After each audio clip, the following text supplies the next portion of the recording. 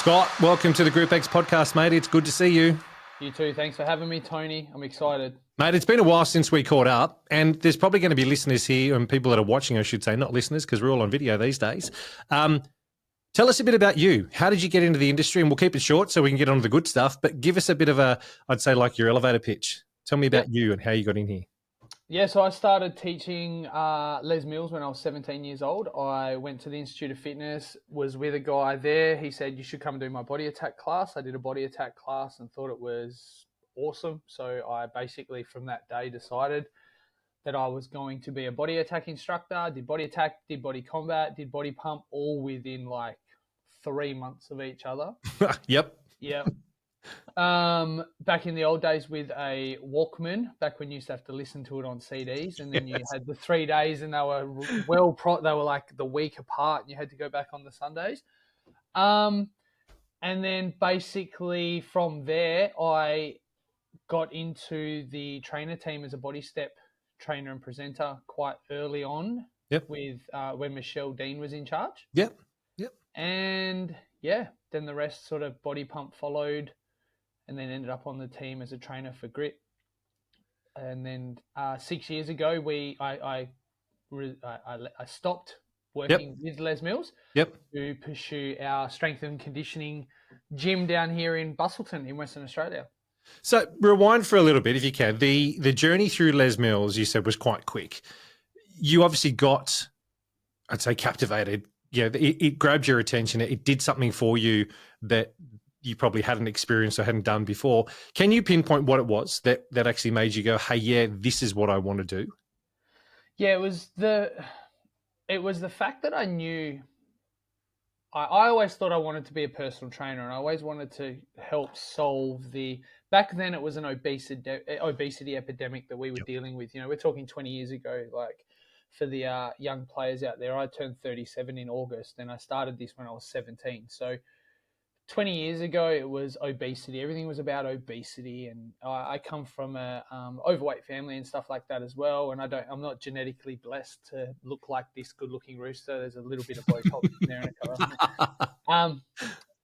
But back then, it was a matter of how many people could I influence in one sitting, and it was, you know, the class I went to, the Sunday morning class that I went to, there was 50 people crammed into this room, and I was like, I could do this one-on-one with people, or I can do this with 50 people. And my thought process has remained that way 20 years later, that if I can do this group training scenario, I can see more people, help them achieve more rather than just one person at a time. Yep. So you were PTing as well? No, so I wasn't even qualified, and then I did my Les Mills training for body attack. Sorry, I did body pump first. Then I did body combat 2 weeks later, and then within the next month or two, I did body attack training. And no, I wasn't qualified until May 2000, so that would have been 2003.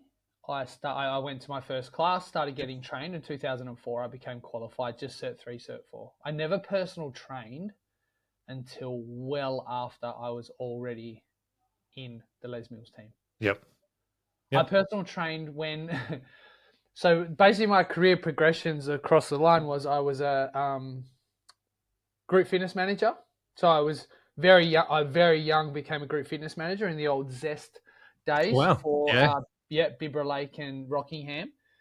And then I was supposed to leave to go and do FIFO work, but that fell through. So I became a membership consultant for Zest and still continued teaching. Then I got onto the presenter the presenter team, and then had to develop my up to the trainer part. And then I became a personal trainer because I decided that I wanted to start to have day naps during the day. And if I was going to make Zest so much money, or those days it was good, then it became Good Life. I was like, why am I making these guys so much money as a membership consultant and a group fitness instructor when I could take $45 to $50 per half an hour and become a personal trainer and work half as much as what I was. So, and that was when I had started to really develop with the training team as well. I needed that freedom as well. That was kind of what I needed that as well, because obviously we were asked to go away a lot. Back then, you went away a fair bit. So yeah, I assume it's still the same now. How did that opportunity come up to go from trainer into presenter? Do you think it was partly because you had management skill set as well, or was it just that the opportunity was there and you put your hand in the ring and went, hey, yep? That, and I think just right time, right place, and I made a pivot, right? So I always wanted to become the body attack and body. I always thought I'd have a career in body combat. Like I was gonna be that, and I remember that was when they really started to develop the team. So you had your David Baines and some of the older trainers started to step aside, and like they were really starting to build and develop the team a lot more. And but all of the other programs had got taken up. And I was having a conversation with Jen Rampling, and I remember George Tonga saying this too. He was like, look, if you want, you've got to pick a program. It's got to be one program. And the programs that you want already have their teams full. And the team that's not full is Body Step. You can do it. You're a good body attack instructor. That team's full. You may as well take up Body Step. And I was at the time like, well, desperate times, desperate measures, whatever, I'll go do Body Step. So I did Body Step, and Body Step I got picked up pretty early on. Like, it was myself and Jen Rampling here in WA, and excuse me. And then the rest of it all fell into place. And I don't regret that decision at all. I loved being a Body Step trainer and presenter. It was a unique situation for me, unique situation, I think, for a lot of people, really. And it was cool. I liked it a lot, and it was really fun to go around, and there wasn't too many straight Body Step trainers and presenters at that time. Sure. So it really allowed me to be unique in that space, I guess. And, You touched on that. I remember back in 2003 when I jumped into the industry as well, the GROUPEX instructors, straight GROUPEX instructors, were very few and far between. There were not a lot. I mean, especially in Sydney, there were not many of us at all. I can probably count on one hand the amount of people that I knew, guys that were in the industry that were straight, that were GROUPEX instructors, because it wasn't a normal thing for guys to go in. Yeah, you might see the occasional guy in the class, but to actually be up in front teaching was very... All your straight boys were body combaters, and they were body combaters, or they were pumpers or RPMers, and that was kind of where that stopped, right? Like then the ones that were more into the entertainment element of it, like the body attackers. There was a few more straight body attackers floating around, but a few less. And then Body Step had practically zero, I'm pretty sure, at one then.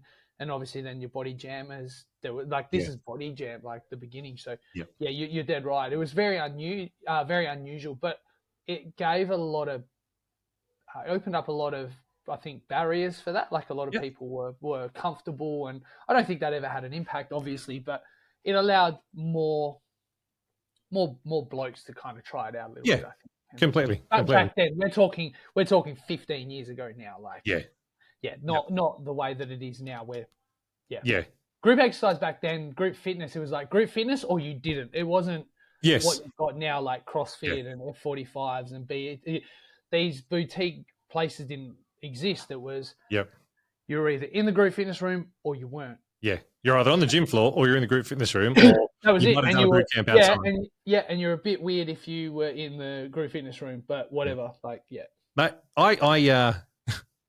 was the best fishing place, wasn't it? Where were you going to meet girls? On the gym floor or in the group fitness studio? The group fitness studio was where I met my wife. I met both of my wives. My first wife was a member. My girlfriend after that was a member, and then the wife that I've got now, I was her trainer. So it works. And now we've got 2 kids. So for all of those young people out there wondering if they should get into the group fitness room, yes, you should. You never know who you could accidentally bump into. Don't, because if you do, you got to marry them. So only go there if you want to get married. This is the GROUPEX podcast. Love it. So, mate, we're talking about the opportunity. Then you came up to become trainer presenter or trainer in the team back then. That opportunity, how did it come up, and what was it that attracted you to go into that particular part of our industry? I think, funnily enough, obviously, I was young back then. I think that all started when I was 21. So 21, 22, 100% would have been ego. It was like the next thing. Like, Yep.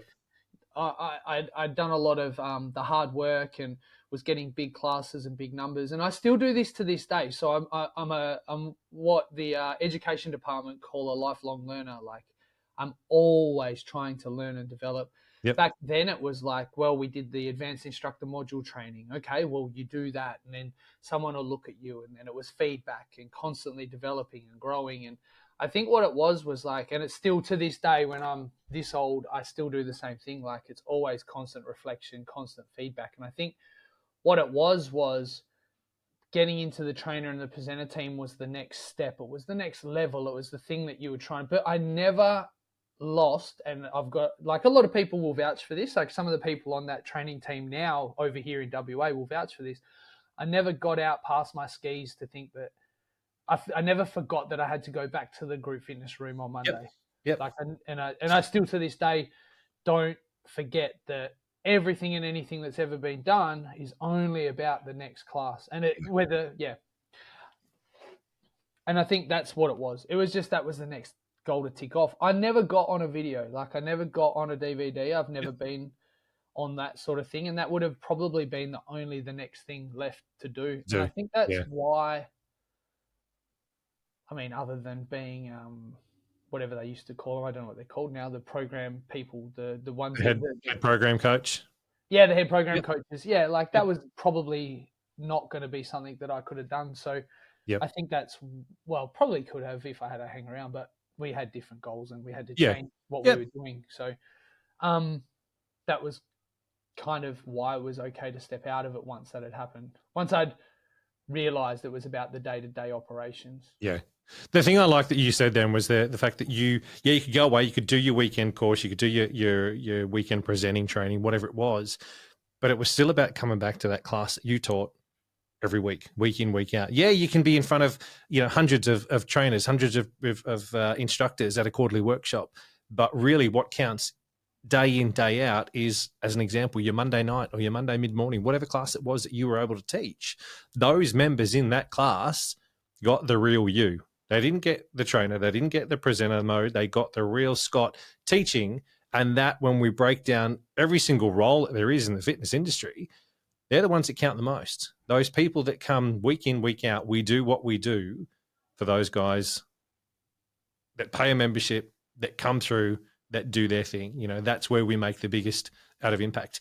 Not saying that the role that you did when you were a trainer or presenter didn't tick all those boxes, but those members of that nighttime stuff, or that whatever class it is that you teach, they're the ones that really make the grunt of it. Talk to me about the first time you went and did training in a Les Mills trainer role. Yeah. How was the module training for you, and what sort of skill set did you have to acquire, or did you have all that skill set already going into the module? No, I remember we used to do just like a small chunk, and then, so I'm pretty sure it would have been a body step module. I'm pretty sure it was at Murray Street with Jen Rampling, if I remember correctly. And I would have been given something really simple like setup cues, layer one cues. Again, I for all the people out there that are up to date with all this stuff, if I sound like I'm saying old people stuff, it's because I am. I don't know what they call all this stuff now. We used to be, layer one setup cues, and it would have just, no, I didn't have it, and I still don't have it. Like, it's all about learning on the spot. So I remember being prepared and having to be prepared, and I don't remember flunking it, but no doubt I would have had to have learned a lot from that first experience. And then as time went on, it just came about exactly what I was saying to you there. It became about making sure that we were layering, everything that we were delivering as trainers was about the experience for the grassroots person, which is something, again, which is why we still use a lot of that stuff in the business that we run now. It's like coming back and really focusing on, okay, who's the first, what's the person who's doing this for the first time going to need from you? Yep. And I remember those first initial modules very much probably being like, this is how you do it, but then forgetting that these people don't know how you do it. They don't, it's not what you know, it's how do you get them to know what you know. And I like that. That's, you touched on something there that I think a lot of people probably take for granted, but the skill set that you got from doing and being the trainer for Les Mills and during that, the skill set you've used there, you've been able to transfer into life after Les Mills. Yeah, life after your trainer presenter role, life after teaching body attack, step, combat pump, whatever it was.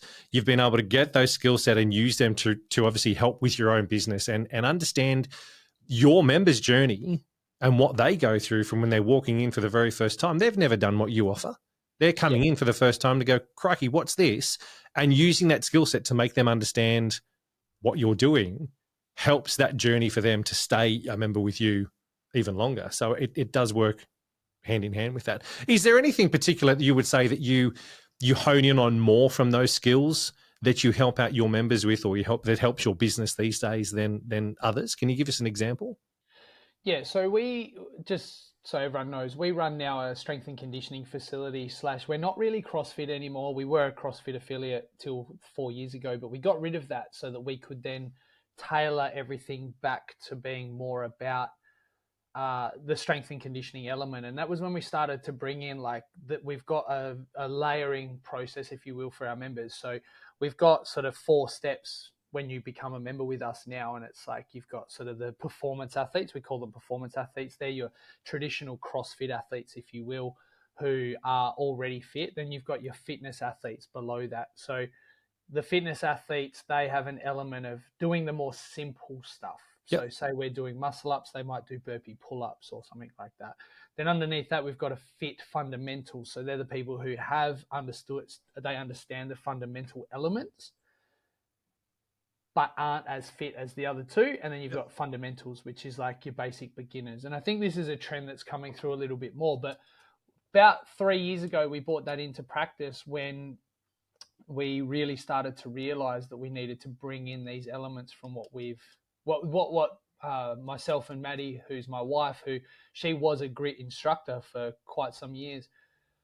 We were like, what are we missing that we used to do that we don't do anymore? Oh, it's the setups, it's the follow-ups, it's the motivation, the connections and all that sort of thing. So to answer that question, that's allowed us to bring that sort of element to it, if you will, in our strength and conditioning facility. And also the tricks that we learned as group fitness instructors. People's minds are blown that we can navigate a room of 24 people without stress. Like, we are trained to navigate and floor coach, if you will. Myself and Maddie are the best at doing that in our area because we are Les Mills instructors. We were trained in big groups to then whittle that down to small groups. We actually stress out more with small groups. We are not very good. With 12 or less, if I have less than 12 people in a room, I'm like, it's more stressful than. Why do you think that is?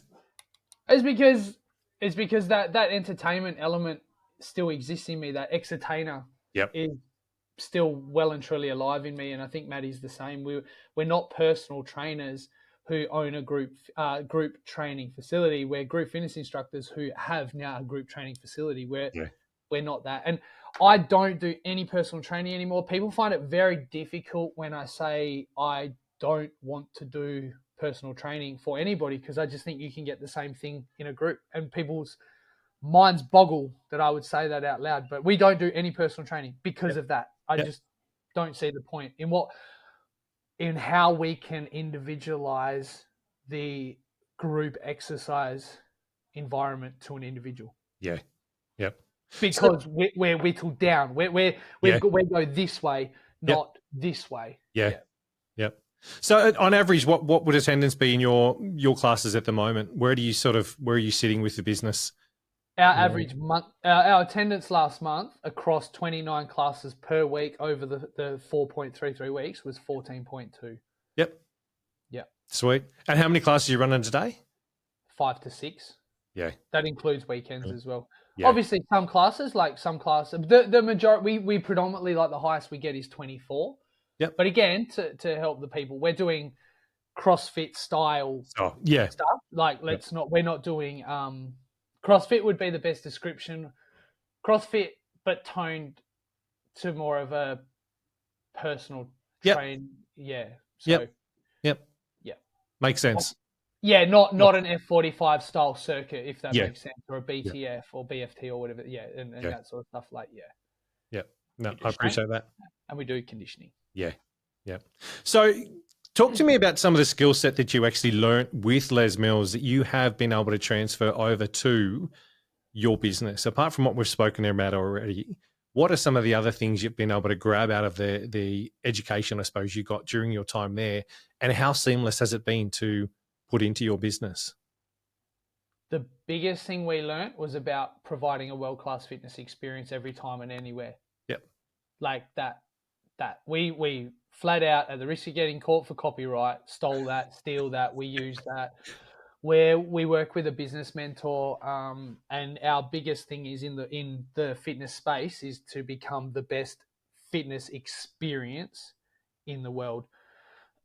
Big, hairy, audacious goal, but that people will remember what we do because of the experience. We learned that from Les Mills. Like, the music matters. Yep. What we do when people walk in the door matters. How you respond with people at the start, that matters. I think one thing that we can do that you can't do being a group fitness instructor, I mean, unless you're going to become an entrepreneur, right? Like an entrepreneur, the person who wants to clutch at the thing that you're doing in a group fitness room, we do that now by providing a very individualized experience. If it's someone's birthday, we give them, we go above and beyond like that as a facility, but we know this from what we learned with Les Mills, you know?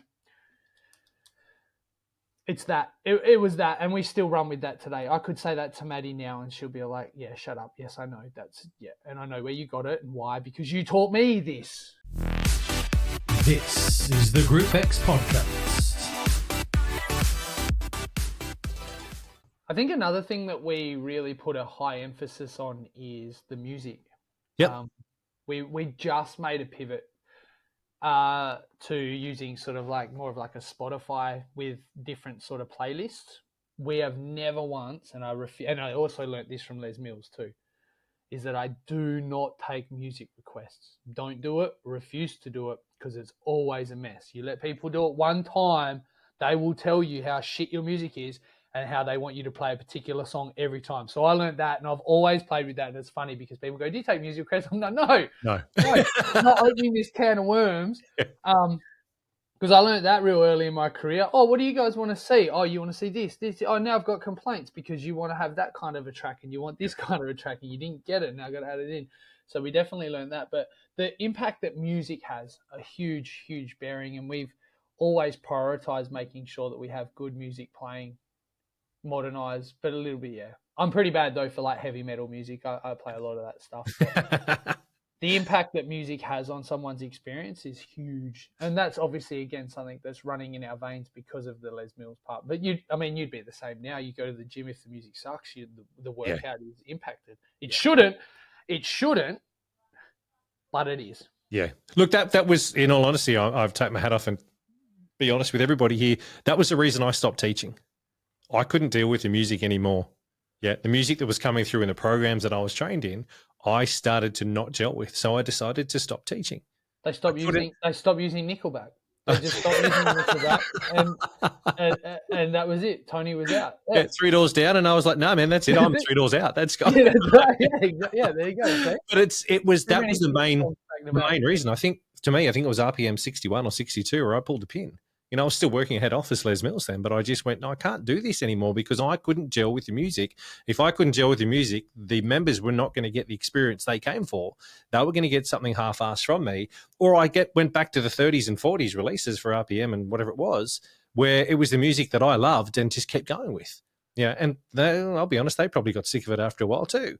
Yeah, I was like, no, I need to stop. And that was part and part why I decided to stop. But I think, as you're saying, the music is so vital. Music is so important because then I'm in a CrossFit box now in my local area, and the music they put on is background music, but it's motivational enough that we're not listening to the music or what's being sung. It's about a beat and it's about what's going on that's going to get me out of my hurt box and get me through whatever I've got to do. And that's where it plays such a vital part. The guys there realize, and the sound system that's in that box where I'm going to at the moment, is probably worth more than some of the equipment that's in there. Unlike some of the big box gyms we see where they just throw in a sound system that is absolute garbage that probably needs to be thrown out and start again, because whoever they've got to put the sound system in isn't the right people. They've just gone, yeah, here, throw this in, and haven't thought about the room, haven't thought about the environment, all of that kind of stuff. That part of it still is as important, I believe, as music in itself. Yeah, well, I just before this, your video just popped up from the other day. I think it might have even been this morning that came up, where you were talking about a lot of gyms now not valuing the group fitness experience at all. You know, like you said, I think in that video you were saying like 30% of, if you can get people up to 30%, it's one of the highest retention tools that you can give. Yep. And I think, not to make it about us, but that's exactly why we did what we did, because now we've made it 100% about that experience personally, and our retention rate, it's like all other gyms, it's got its highs and it's got its lows, and there's always someone in the door and someone out the door. Yep. But if they're not going to put that value on something like that, like, yeah, a $10,000 sound system should not be unusual in a group fitness room. Actually, that's still cheap. Yeah.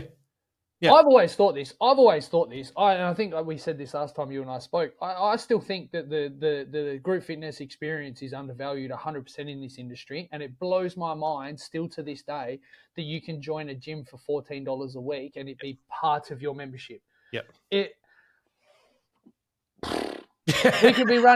could be running full-time body combat dojos to. And that could literally be the only program you run, and people would froth that. Yep.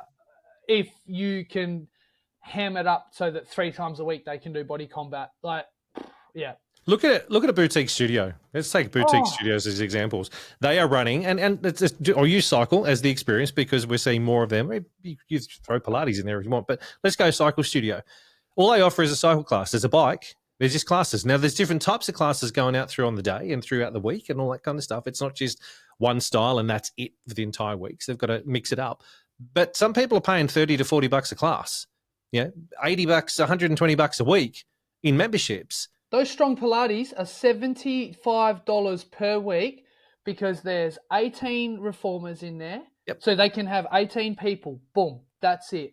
$75 a week to give them a protein powder. They can have it's boutique the shit. Sorry, I probably can't swear on here, but it's boutique like crazy.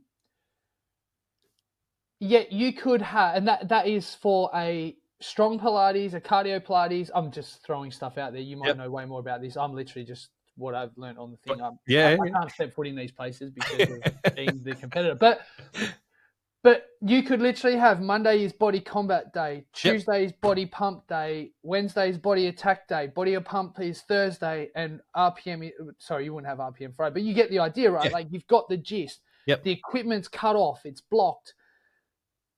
18 people only, $75 a week, because every single day is a different workout. Yep. It's not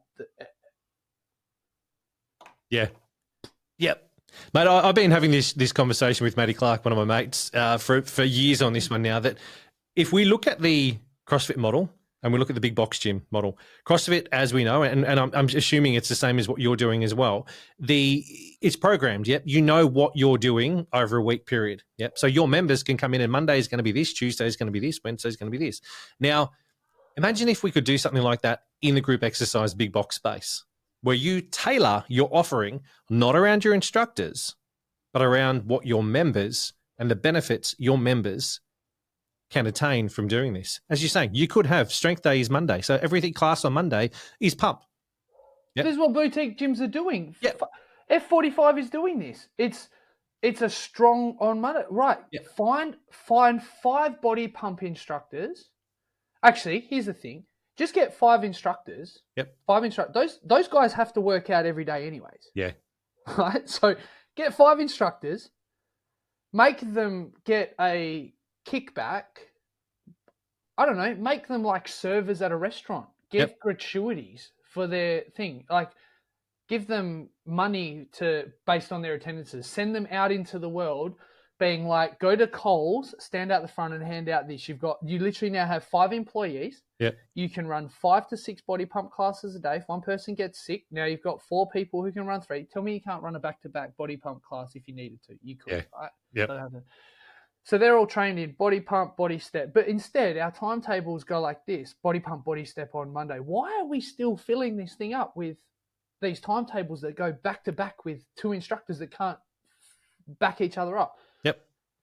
Instead, you've got 5 programs spread out throughout a day. People can sometimes train at 6 a.m., sometimes have to do the 6 p.m., sometimes. Yes, you are right. Yeah. That we do literally Monday might have and look, CrossFit's a little bit different because it's constantly varied, training for the unknown and the unknowable. So Yep. I program a 10-day variation. Yep. Not a 7-day. So we bench pressed on Monday. We won't bench press heavy. Bench press heavy Monday. We would not bench press heavy again for another 10 days. But we might bench press somewhere in there, right? Just as an example, as a movement. Yep. But the difference being is we did it. So just as example, Monday we did a 1 RM. We did a 1 rep max bench press. Yep. With some other stuff. I think it's Sunday they're doing now dumbbell bench presses in a workout with kettlebells and double. Yeah. Yep. So there's the variation. But so they might not necessarily know that a day is a particular strength day, but what that allows, yes, you're dead right. And that is the argument that we should start to see now with this boutiqueness is, because isn't it better to have somebody be able to get up every day and at 6 a.m. in the old days, now it's bloody, our first class is 4:45. Yes, yeah. So we're up at 3. Yeah. So I was up at 3:30 this morning just because I like coffee and reading before I go to work. So 4:45, but I have the same people 5 days a week. Yeah. Like they have banners. And Les Mills were teaching this 15 years ago, 10 years ago in Grit, where they were like, how do you get everyone to stay connected? Easy. They all have a shirt that says Grit Strength on it. Okay, we'll start getting shirts that say this. Like, you know, we have a joke at our gym that you have to fill out an application form to be able to go to the 4:45 class, and they have to approve that you're allowed to go that early in the morning because only a particular type of person would actually decide to get up and go. Yep. And if people attend that class, like there's a guy this week who's had to do the 4:45, everyone from the 4:45 is going, mate, did you wet the bed? You do 5:45. Like, what are you doing? We have the same at the box that I'm at. The 5 a.m. crew are hardcore. Yeah, 5 a.m. If you're up, that means you're up at 4:30, whatever it is. You're in there at 5 a.m. Now, us 6 o'clock guys that get in there, I get to the gym like 20 to 6, so I stand there and watch and do my stretching and all that kind of stuff. And I'm watching, and they are hardcore. The crew that come in at 6, we're crazy, but we're not as intense as those guys at 5 o'clock. Then you got the 7 o'clock, then we got a 9:30. The 9:30 just sit around and have a chat. Oh God, they're going to kill me if they hear this. But you know, there's a different crew but that it's comes funny through. because you're on the East Coast, we're on the West Coast. It is the same here. 4:45 are a special breed. They get up at that time. Now, if I actually work harder in the 5:45 than the 4:45. Now, if I was a Les Mills instructor teaching body pump back to back because the 4:45 person couldn't get there, here's the other thing. I'm probably ranting too much. No, but continue. This is what this is all about. Yeah, well, here's the other thing. They're the only fitness professionals in this industry who have to be physically active for an hour, and they still run this shit that they get paid to work out. They do. Yep. But now you've got instructors working out and then going to do another workout because of the way. Why are we still teaching instructors that is their workout when it's probably not? They're going to go and work out at another time during that hour. Yep. So the 4:45 for us in our facility is the facility where it's like, what are you doing? What are you doing? What are you doing? Great. Good. Well, can you go get that? I'm going to show you how to do this. I'm going to do this, right? Cool. 5:45, exactly like you said, I have to teach it like it's a Les Mills class. I have to be all like there's more jokes in 5:45. I'm more of a personal trainer at 4:45 than I am at 5:45. Yeah. When I teach 9:15, so today we do a workshop on handstand push-ups. If this means anything to everyone, you'd understand this. Yep. The 9:15 class, I did this much workshopping in comparison because they don't need it. Yep. They don't want it. Yep. Instead, I made 15 more jokes, made a heap of jokes, made it fun, made it different, and you would see the same thing. I'm 100% not condoning that we use one instructor for 5 body pump classes in a day. Yep. that would be crazy. But you could literally have 5 body pumpers all do a class on Monday, 5 Yeah. different instructors. You Yep. could have it like body attack, body combat. Like you just have a day and have pump on Monday, grit strength on Thursday. Boom. Yeah. There's your two. It's programming, and I think that when you look at a big box gym, and I think this is probably the thinking of why the offering has changed and why we don't put, as we're talking about now, put pump on Monday, put attack on Tuesday, and step on Wednesday, whatever it may be, because not everybody comes to the gym every day of the week. Yeah, we're trying to cater for those that only come 2 times a week, those that only come 3 times a week. Oh, you know what? If I come on a Tuesday, I don't want to I only come on a Tuesday and a Thursday because they're the only days I can get to the gym. I don't want to always do step and always do grit strength. I want to mix it up. So that's why we started to change it. But at the same time, isn't the argument that the programs have led towards them having those elements to them anyway? Hasn't each program really started to tailor itself to more of that element of training benefit? So starting to change. They're so, I think for so many years we got people understanding, this is what pump is, this is what attack is, this is what this is. The programs are evolving so much that you are getting different stimulus out of doing that program at that time. But I think big boxes, though, are still stuck in that mind frame of we need to provide everybody for everything because we're a big box gym. Yeah, now members still think this. Well, again, I'm outdated, right? I don't see it like you do, but from what I see from an outsider looking in, people still think that. Like I saw it with a release or 2 ago, everybody being all like, I don't like this functional step business. Why are you all complaining? Because now what you've done and what you're doing, and you're forgetting the big picture of this, is you've got to open this up so that people can get their strength and this is what people want. People want strength and cardio, strength and conditioning, abs, butt, booties. They want all this stuff wrapped up into one package that even though, you don't like body combat? Why? You don't like doing this? Okay, but why don't we stop thinking that it's you fighting the air and think about the benefits of 100%. Yes. Educate around it, saying like, yeah, cool. Okay, look, that's the variability of it, right? Like the boutiqueness of that USP or unique selling point is, well, if you don't like punching the air, fuck off. We're not for you. Sorry. Yeah. No, look, you can swear on here. I don't care. It's all good. I think I swear on here more than my guests do anyway, most of the time. That allows you to then have that thing like, there's that book. There's the book. I can't remember who wrote it. It's not in here. But it's someone's got to be the most expensive. It may as well be you. Yep. But you've got to be the best. Yeah. Well, be the best at providing the best entertainment, the best education, the best. That's what Les Mills has always been. It's been entertainment.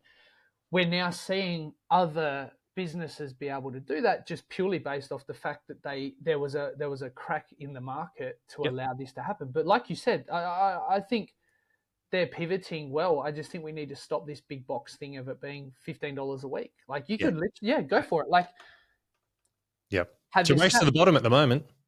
Hey, it's a race to the bottom at the moment in price point. Leave the Revo cheap. Leave the $9 a week memberships to those guys. Yep. If you want to have a big box full of personal trainers, have a big box full of personal trainers.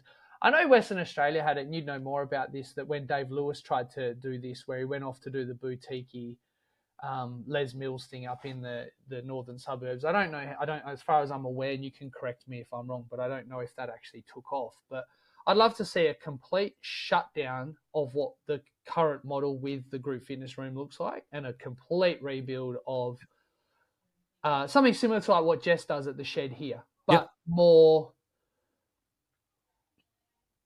I don't even know. The thing is, it can be done. The thing is, someone just has to be the first. Someone's got to be the first, and it all comes down to, I think a lot of gyms these days are a little bit afraid to step out of the box. Oh, this is what we're doing. They want a different result, but they don't know how to do it, or they don't know what they've got to do in order to get a different result. But yet everyone sits around and starts whinging. So yeah, they just have to have the capital behind them to stay in it long enough. The iPod wasn't the first iPod. The iPod was not the first MP3 player. Yeah. There was a whole MP3 player format before that that everybody said was no good, that got sued by, like, they were the ones that were getting sued by the artists and all that. Like, but then Steve Jobs takes this MP3 player and everybody goes, this is the best thing ever. How did we not have this before? You did. Yeah. You had this before. Yep. You had this. Tesla was the first electric car. They just stayed in the game long enough to pop out the back end. Someone could do this, yes. They would just need to have so much money behind them to make it work, and then be able to branch out from there. I think what you would see too, look, it could be a whole nother model that chooses to do this. I mean, look, maybe me and you should do it. we'll take that one offline. We'll chat after. Yeah. This is the GROUPEX podcast. Yeah. No, I think looking at it though, it's not. It's got to be done differently. You can still offer the same programs. I think it just needs to be looked at differently, and it needs to be. Yeah, I'll say this. I think clubs are probably, as I said before, scared to do it because you're like, shit, I'm going to ruin everything here. You've got to go out on a limb in order to make a change. Yeah, you can start to tailor it differently. You can start to change it slowly, but we need to get away from building our group fitness offering around instructors.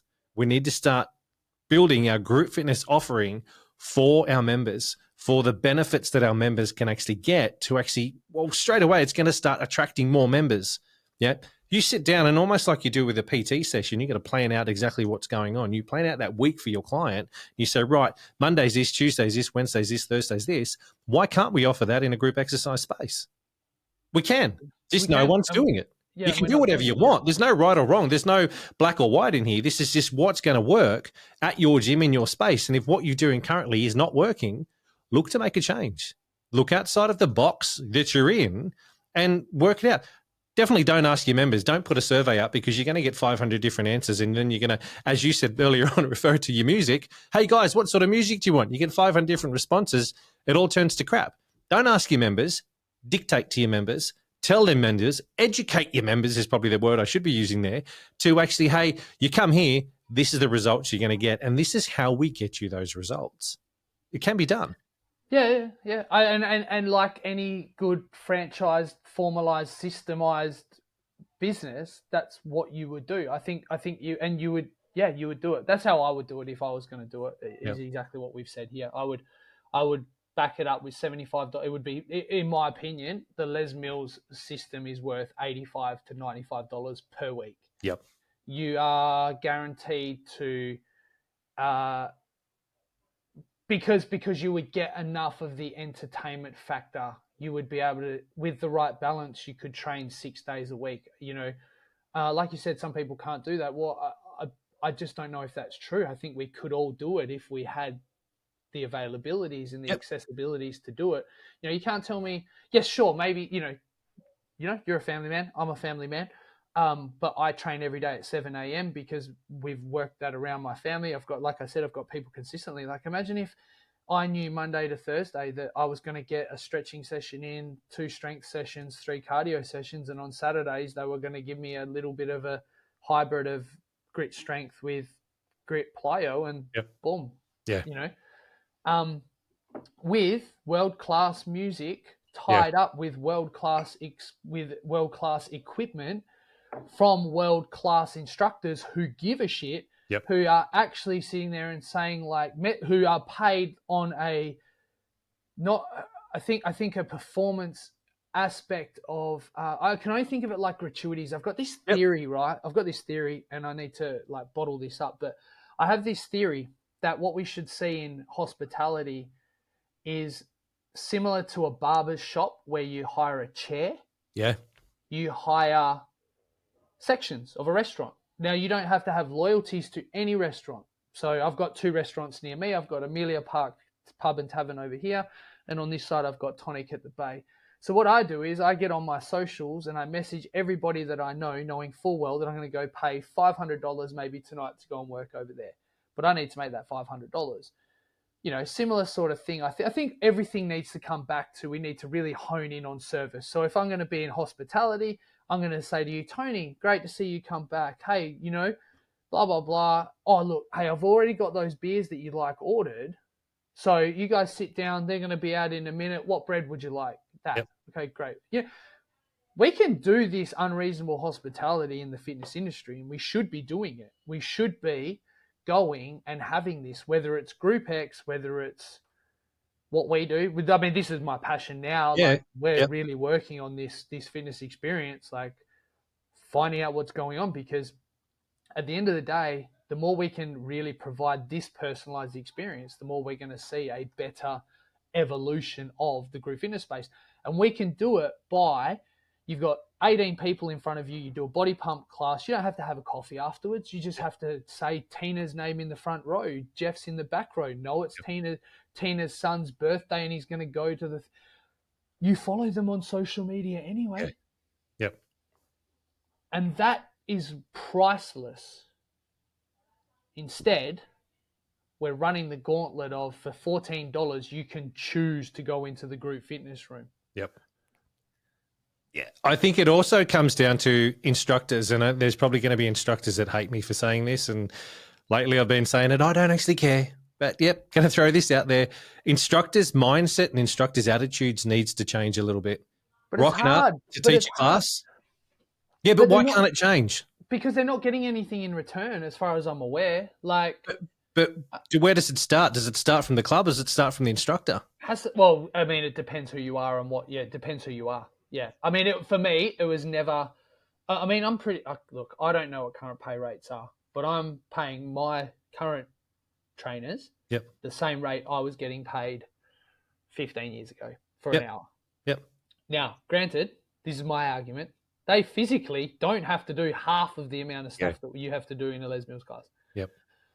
They don't have to buy music. They don't have to pay insurance. I employ these people. That's the difference. So I employ them. I don't know why we have to have our own insurance as a group fitness instructor if we're employed under a roof. That blows my mind. My guys are all covered by my insurance. I just pay more insurance. I think it's changed a bit over the last couple of years. My understanding is that so insurance. It should, because what were you getting for that stupid Fitness Australia registration crap? You have to have an updated CPR and an updated senior first aid, but you've got a defibrillator in there. Like, I get all that stuff for safety reasons, but then they want to be, and so they should ask to get paid $85 an hour. I think group fitness instructors should be paid a full-time wage to be able to teach on a timetable and be there as membership consultants at the same time. Be the hub. Be the one who beats the drum of the place that you're going to be. Why? Because the best instructor's there. Who's the best instructor? You are. Yeah. Of course. Yep. So to answer your question, I think it's got to be a whole industry thing. The reason why they don't care is because they're not looked after. Your wife would get mad at you if you didn't look after her. And then where does it start? With you or with her? Like, it's these are called relationships. These are communication elements. You know, and when 100%. And so when sales, I mean, when sales is saying that you can do a group fitness class if you want to, but that salesperson doesn't do group fitness, instead they punch PT, that's okay. But then now the group fitness is a second byproduct for that person. And I don't like, that's the battle that's always going to be won in big boxes. Yep. But back to what we were saying about, could you run a boutique gym doing this way? I think you definitely could. In fact, I think it should be done. I just don't know if the industry, you would be the first person to almost burn cash just trying it out. I think the underlying thing here is anything can be sorted out with a conversation, whether it's from a group exercise instructor, or whether it's from the GROUPEX manager, whether it's from the owner of the gym, the club manager, whoever it may be. Sit down and have some conversations about what's happening in group exercise. The attention, it's still not getting the right attention. You know, we're still seeing group exercise as, it's just a cost center. It's nothing else. It's just a cost center. It costs me money to run it. Group exercise instructors are getting the shits because they're not getting paid anymore. Clubs are getting the shits because group exercise instructors are whinging and no one's talking to each other. How about we scrap the crap? We scrap what's happened in the past. We sit down, we clear the slate, we go and have a conversation. Yeah, whether it needs to be from a group exercise instructor that needs to step up first, or it comes from a club to step up first, someone's got to take the first step. Someone's got to take the first step to go, hey, we're going to make a difference here. It's not running the way it should be. We realize that, but it's going to take us all to come together to make a change of what needs to happen in this place in order for it to change. And I think as a whole industry, we're what's that word? It's almost like we're chasing our own tail. We're growing so fast.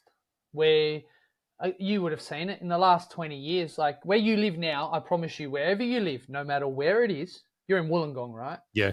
Once upon it, when you first lived there, maybe, or 20 years ago, you would have rocked up there and there would have been a leisure centre over there, a rec centre there, And some old bloke decided that he was still going to be the powerlifter guy in a shed somewhere there. If you walk out your front door now, there will be a gym that you can join 15 minutes from your house in any direction. We've got group fitness instructors, personal trainers, everybody trying to open facilities left, right, and center. I'm glad I'm not in Perth, but like we're going to see it here very shortly. We've got a Snap Fitness opening up where we are. One of my old coaches might do her own thing at some point, like, you know, because we're all trying to get this big slice of the pie and forgetting what the whole purpose of what we were trying to do was, which was originally to try and solve and cure obesity. Yep. Now we're all trying to solve, cure, and get rid of mental health issues. Yep. Now we're trying to get rid of, we want people to be more physically active. You'd agree with me. Your passion for the industry is still there. Yeah. It's ignited. It's there. Like mine is. I love this shit.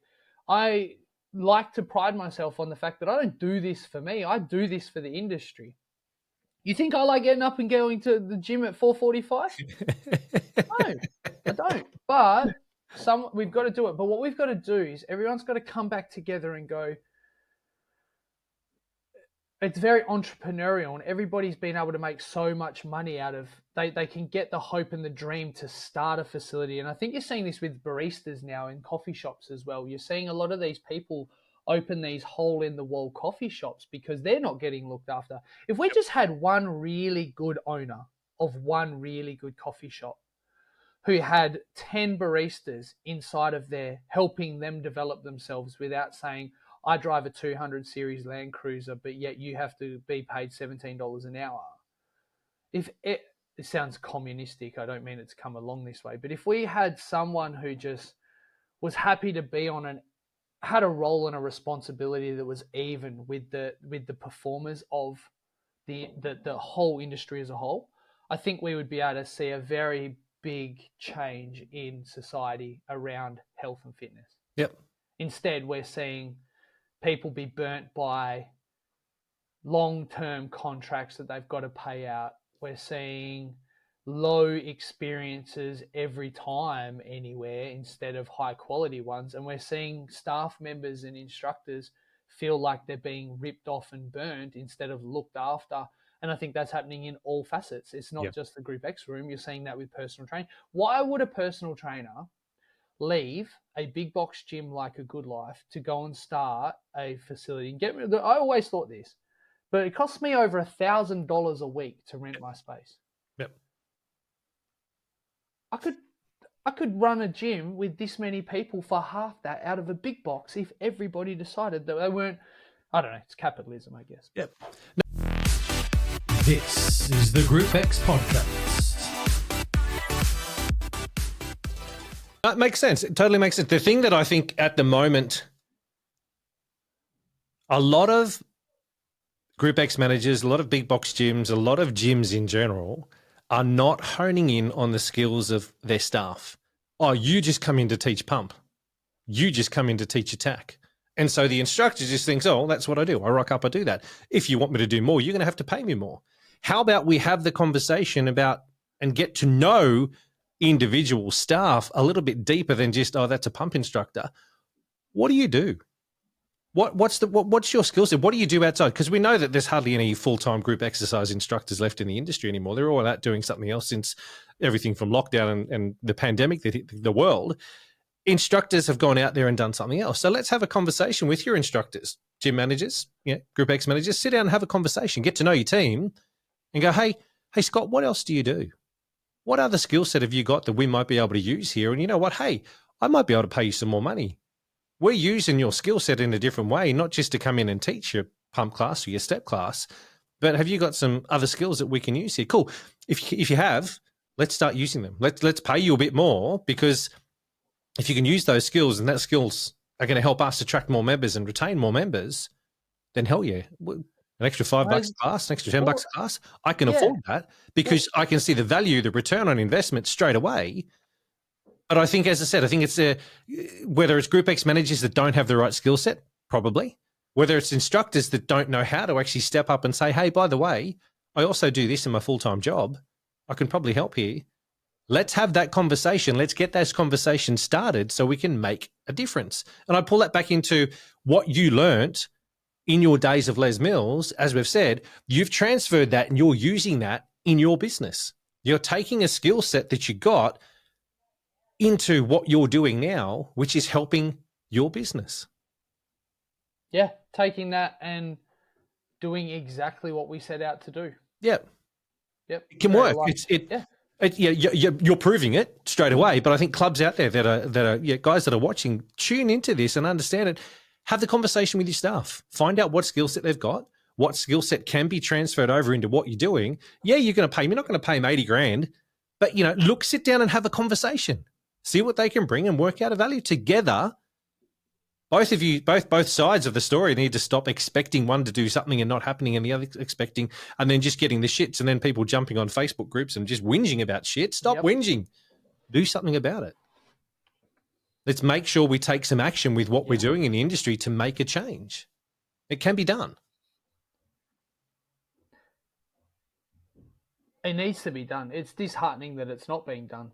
But that's kind of exactly what I wanted to talk to you about and why I reached out to you in the first place, was to sort of have this conversation saying that if we can start to focus on the experience that we've always been saying we wanted to, we will be able to see a big resurgence of what the fitness industry used to be 20 years ago, which was, a lot more about people achieving greatness through the experience that they're receiving over whatever we're seeing now, which in my opinion, as an outsider looking in, is the same shit from 15 years ago. We're seeing just the same regurgitated cycle. Yeah. The change needs to happen. I think I think this as well as everyone listening and tuning in here. I started group exercise because it needs to be given more attention. We need to talk about it more often to get everybody in the fitness industry to understand the pulling power that it really has. Go back 20 years ago. Yeah, it had it.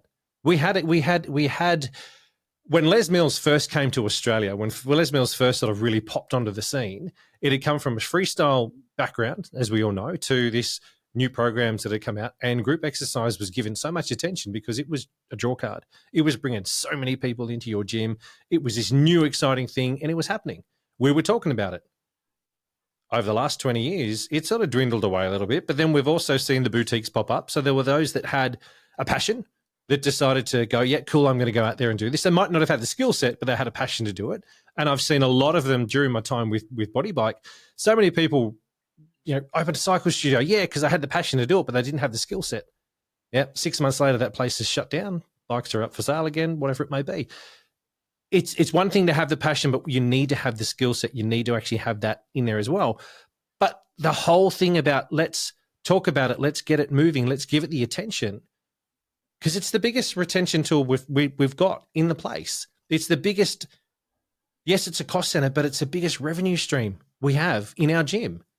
Amount of people that we've got coming in that we can service in one space. The boutiques, as you've got, they're doing it. They're doing it. We're doing it. 100% revenue is from what's happening in that space. Yeah. Nothing else but some apparel, and that's it. Yeah. Crazy. It's not even half. It's not even a portion of the quality that you could produce from something as world class as the Les Mills system. Yeah. It's not, but it just is not being looked at. I've been having this conversation lately with Madison. Like we head off to America on Sunday, as you know, and where our whole reason for us going is about the experience, because we've learnt in the 6 years of having VASSE strength and conditioning, it's not what you do and it's not why you do it. They're the two things that get you going. All right, what do you do? I do fitness. Why do you do it? Because I love people and I want to see everybody succeed. Mate, if I had $1 for every thought I have about, geez, I hope everyone is just going to have an amazing day today, blah, blah, blah. It's how you do it. Yeah. No one cares what you know until they know how much you care. Those sort of cliches and stuff like that. It's really got to start to be, and I'm very passionate about this unreasonable hospitality at the moment, like the stupidity that we can do just to make someone feel amazing and stay in this fitness game. Because I believe in extraordinary. If you follow me on social media, everything I talk about is be extraordinary. It's not be extra crazy ordinary. It's like, here's the ordinary, And here's the little bit just on top. It's the icing on top of the cake that you've just got to do to make a change, to make this shift. And that's what I'd love to see across the board. I think a lot of instructors would love to see that. I think they want to do it. It's why we see so many gyms pop up left, right, and center. And like you said, they get their parents or their grandparents excited to give them $150K to open a cycle studio because the bloke they're working for is an asshole who doesn't pay them enough, but yet their parents see them unhappy. So they'll give them $150K to go buy these bikes, but they don't know what they're doing. They've just got passion. Yeah. That's all they've got. All they've got is passion. And then they end up in a hole and they don't come back. I think you and I spoke about this last time. Like, how many trainers and presenters who then just quit the industry as soon as they dropped off the face of they were no longer trainers and presenters anymore. Yep. We don't want to see that for the industry. I don't want to see that people who are passionate and love this stuff pack it in because they're not being looked after. But hopefully if my trainers watch this, they go, yeah, he loves us too. And Mate, I think, I touched on before that there's a lot of whingers. Yeah. Maybe I'm going to rephrase that now. They're not whingers. They're people that are really passionate about what they do that aren't getting the results that they're expecting from employers, employees, whatever it may be. Yeah. I think that's part of what we need to see change, as we're saying here. It needs to, when we talk about it, get it moving. But I think it's the how that is done. Yeah, you can have all the you can have all of the you can have all of the right intentions, but if you stand there on a soapbox and you just whinge and carry on and you don't do anything about it, it's not happening. Yeah, you could have your 5 best instructors, right? You could have, and like we were saying before, you could have your 5 best instructors all remortgage their houses and try and open a boutique Les Mills. You could have literally 5 instructors all trained in 5 different programs, and on that timetable, they do it exactly like what we said before, and they charge $85 a week to do that. The problem is the industry is not going to let them do it anyways. They're going to have to remortgage their house 2 or 3 times for this thing to be an amazing explosion. They would be the first iPod, like I said, and then Steve Jobs would do it later, or Les Mills do it themselves. Yep. Like Les Mills shoot themselves in the foot by not having everyone. They could just fuck everybody off and not have any licensees and just start popping up their own gyms left, right, and center. Why not? They should do that. There's a good idea. There's a great idea. Get rid of that crap and then just all of a sudden just have these meccas everywhere. Done. Problem solved. But the industry wouldn't allow it yet, and that's because because of these.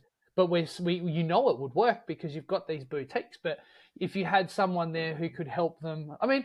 It's happening. Sorry, it's happening. It's just not happening in the group fitness space of the traditional of what we're talking about. It's happening. But we'll see this same collapse with the boutiques as well. You're going to see this same collapse. You're going to see the same collapse of F45. Name one person that you know who owns a boutique who doesn't actually work inside their own boutique. Yeah. It'd be very hard to find that. And I think that's the difference with the group fitness room of, like you said, you're never going to see a manager. I mean, a group fitness manager barely does that many classes anymore, do they? Yeah, not allowed. Not allowed these days. From a lot of big box, what I'm hearing, you're not allowed to teach that many. Stop it. You've got to manage. You can't teach. You've got to. Yeah, it's changed a hell of a lot. That landscape has changed a hell of a lot. Not in every single place, but in some of the big chains, the GROUPEX managers that I've chatted to, part of their role now, if they're 38 hours a week or whatever it may be, you can only teach X amount of classes a week. The rest of the time's got to be managing, which I get. I totally understand that. What would you be managing for 38 hours a week? Are you in there cleaning the floor yourself? How many covers can you get? Are you training the instructors yourself by hand? Are you changing their diapers? Are you feeding the instructor? What are you doing for 30? Sorry to all the group fitness managers out there, but what are you doing for 38 hours a week? unless you are managing all 16 Good Lives in Western Australia. What the hell are you doing for 38 hours a week? There is, I believe that I don't say, I used to say, I think it should be a full-time role. That out because I'm probably completely uneducated on that. No, it's crazy. Nothing ever needs to be edited out of these podcasts, these episodes. It's all about having a conversation and getting it moving. A GROUPEX manager is more than finding a cover. more than updating a timetable, more than doing the pays. But the majority, and I think our industry is set on, well, that's what you do. You're the best instructor I've got, so I'm going to pay you to do it. They don't have the skill set to manage a team of people. They don't have the skill set to upskill their team. They don't have the skill set, and majority of them don't have a skill set to be able to grow their department. Now, I've said this many, many times on here. What? GROUPEX should be given more responsibility and more attention in the club over sales consultants. Yes, sales consultants are important, don't get me wrong. But if group exercise is actually working and firing on every single cylinder, that takes care of finding you new members, keeping you new members, doing everything that you've got with your members in that space. GROUPEX managers today, though, we find a cover. We update a timetable. We do the pays. What else do I do? Yeah, you want to take that away from them? The other company that I'm working for, Cover Me, the app that's come out, that's what we're actually doing. That's what that app does. Helps you find cover, does compliance, do everything you need to find your instructors. Now that bit's going to be automated for the industry, I've had group exercise instructors turn around and go, well, you're trying to get rid of me. Not at all. We're trying to actually help you do your job better. And if that part of your job is done, the rest of your time that you're employed for, whatever it may be, allows you to assess your instructors, allows you to do some social media marketing, allows you to engage with your members, allows you to do everything you should be doing as a manager to grow your department and almost be the CEO of GROUPEX in your gym. Yeah, it was exactly where I was going. I was literally going to interject and say, why are we not being, why are they not, why are we seeing these as departments? It's the chief everybody officer or the chief everything officer. Yeah. Is what I say CEO should be in that department for GROUPEX management. Do it all. But what you're now telling me is that 15 hours a week you're doing, this app can do that for you. Get the app to do it. Let the app take care of what you need to do in that space and know that it's going to do it for you. We're finding cover, your compliance, all that kind of stuff that you're saying is 15 hours. The app does it. Now let's look at what skill set you have left over. Do you know how to assess instructors? Doesn't matter if you're trained in yoga or Pilates or not. You can still assess that instructor. We're going to give you the skill set to be able to do it.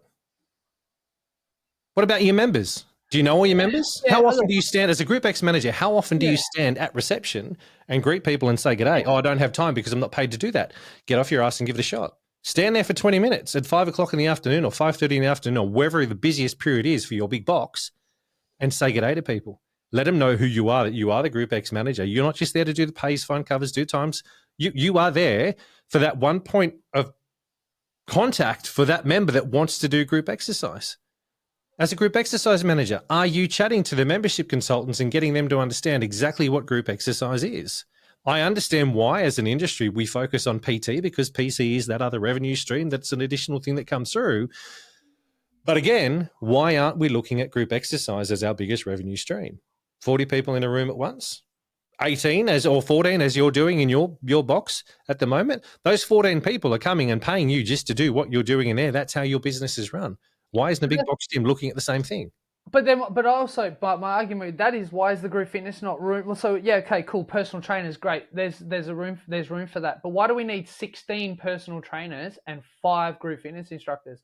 Yep. Which is what you're telling me here. Like the group fitness manager, really, again, sorry to undervalue everything, but other than being the number one team leader, like the best, is the group fitness room. You should be and used to be the best instructor on the, I'll reframe. You didn't have to be the best, but what you used to see was the ones that sort of had a lot of the skills, and they were some of the more talented people who'd done the trend. When I did it, I was talented. I think so. People can comment in below and say that I wasn't talented if you want. But as far as I was aware, I was talented. So then when I could go and do these things, it was a conversation from a talented person to then pass on those reins. Yep. A group fitness manager, and the same thing with personal training managers. Like, why would you want to hear from someone you wouldn't walk a mile in their shoes? Yeah. That's not leadership. And these big boxes should know better than that.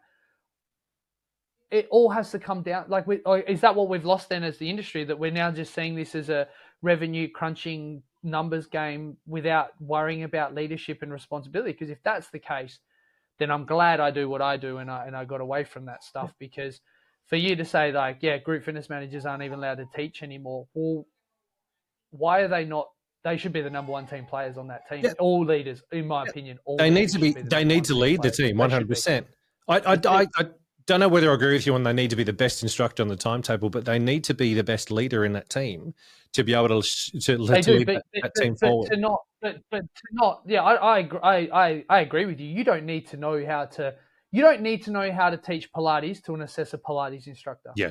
Because the assessment format should not be around can they hit a technique. To me is one thing, right? Like remember back in the old days you used to get technique on an RPM bike and they'd be like, oh, your gate's a little bit wide, and you'd be like, what do you mean? They're like, well, your knees sort of track out this way. Yep. That's your technical feedback to me, is that my knees go this way and they should be this way.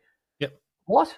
Like, that's not important. Yep. What's important is how you make the people feel in front of you. Yep. Now, if you're making your group fitness managers feel inferior by saying to them that they can't teach and they've got to get paid to, I'm sorry, I am very, very sorry, but to do what other than make sure the timetable runs?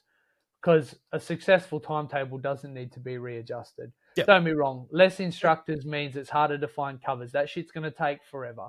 Like, you're talking about casuals who have other responsibilities, who are not as passionate as they once were, on a very thin availability because there's a gym everywhere and anywhere that they can go and work at now. Like, that's different. I'm not sure what they do other than that. And I hope I will probably get message from people I used to work with who say, you have no fucking idea, mate. But, it's back on the GROUPEX manager for a sec. Yeah, sorry, yeah. The skill set they have, they need to lead from the front. They need to understand what's going on. So let me throw through this as an example too. The guy that designed Amazon, is he still picking and packing and delivering? No, he's not. Yep. Thought of it, got it. Now he's actually helping people in the company. So the person that leads doesn't need to be the one doing all the work. Yeah, they need to understand it, but they don't need to be the instructor that's the best, the instructor that's doing everything, and they need everything. They don't have to teach anymore. They just need to know how to actually motivate those that are actually going to run the business. Yeah, the fact that they teach, to me, is still vital. Yeah, you still need to have your finger on the pulse. You still need to be in there. You still need to be doing what you're doing. But at the same time, the skill set you have, if, for instance, you stepped aside for 4 or 5 years, you've still got your knowledge from 20 years of doing whatever you're doing. The same as how you've taken your knowledge from what you've learned with Les Mills to inject into your business. You're not teaching the Les Mills stuff anymore, but you've got that skill set that's been ingrained in you, and you know that that's the foundations that work. Yeah. But my rebuttal to that would be that with something like even to use Zappos, who ended up buying Jeff Bezos, that Amazon ended up buying, right? Like Zappos, which is that shoe online company. I'm just listening to their book at the moment. Those guys, they were investors, but they still worked inside of, and they ended up having to go and do some of the work, and they did some of the stock work, and they did some of the packing and that sort of thing.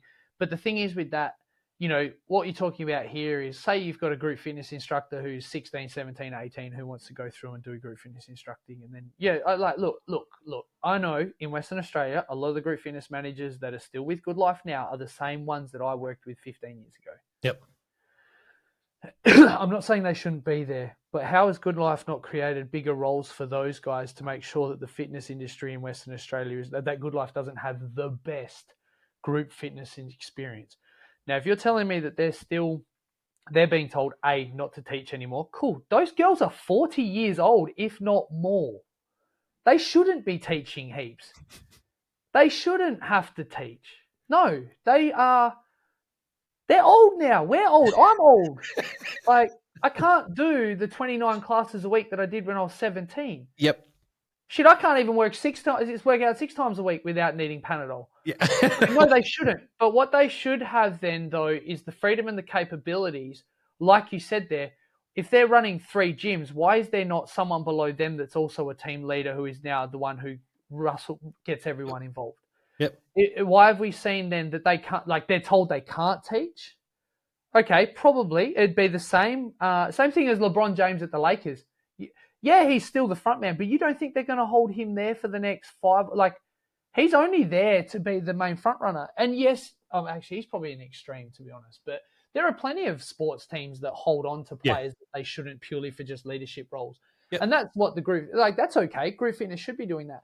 But to tell them that they can't teach, that's like telling Nat Fyfe he can't play football anymore for the Dockers because they've got all the young blokes, or whoever the captain is for the West Coast Eagles. Oh, sorry, mate, you're not going to play anymore. We're just going to let Harley Reid take all the work. Like, that's insane.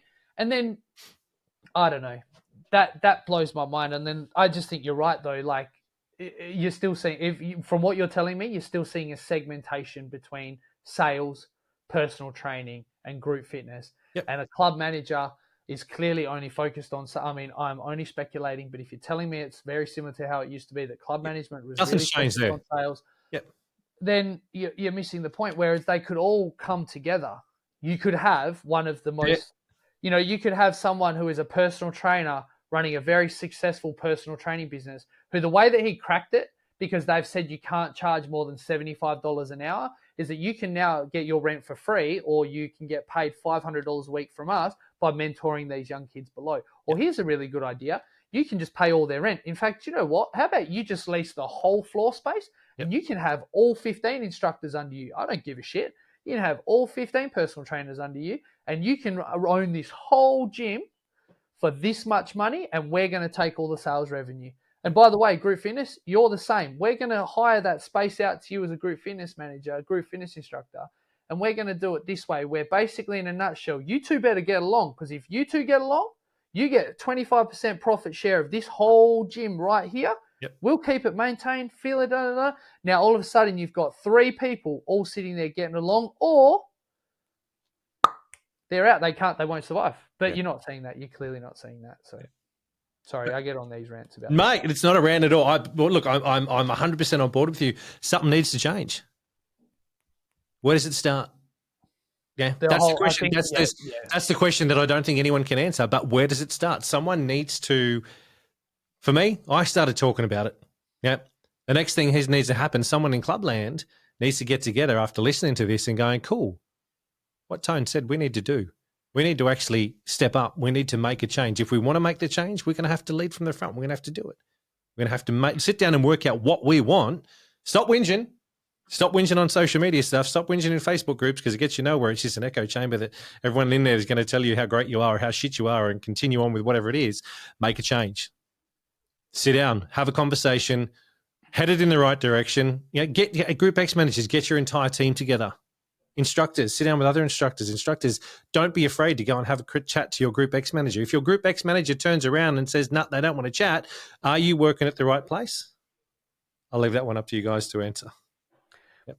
Yeah, we have to see a big change in culture. Watch this space. This is something that VASSE Strength and Conditioning, we're aiming to really look. I don't think I actually had no interest in this whatsoever for the whole, I had no interest in this as like a big picture thing. Yep. But now that you've sort of got me itching my scratch a little bit on this, I think watch this space from where we're at and what you see in the evolution of VASSE Strength and Conditioning to be an example of something that can be created. We're not doing it in the group fitness room space, but watch this space on what experience looks like and how we can have gyms operate in the way that people are just loving it because they feel amazing. It's not what we do, it's not why we do it, but it's how we do it.